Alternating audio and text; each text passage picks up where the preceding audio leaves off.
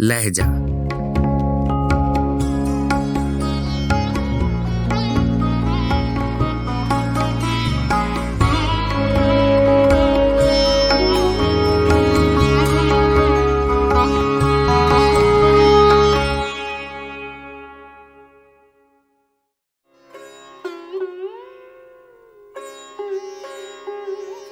गजल बहजाद लखनवी, आवाज़ व पेशकश राहिल फारूक।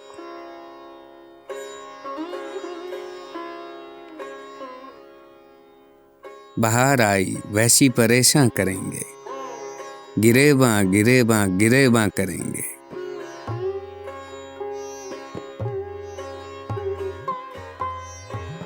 मोहब्बत की रफ़त का सामा करेंगे, तसद्दुक दिलो दीनो ईमा करेंगे।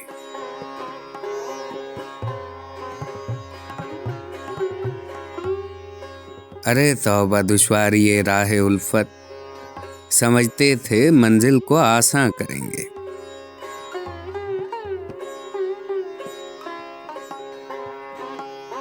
कहे जा पपी है मेरा पी कहाँ है, कि हम जब तो ताबा इम्कान करेंगे।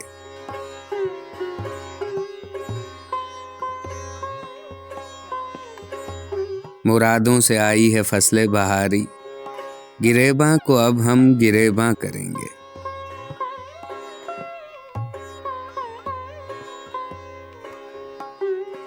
परेशान किया है हमेशा उन्होंने, परेशान किया था परेशान करेंगे।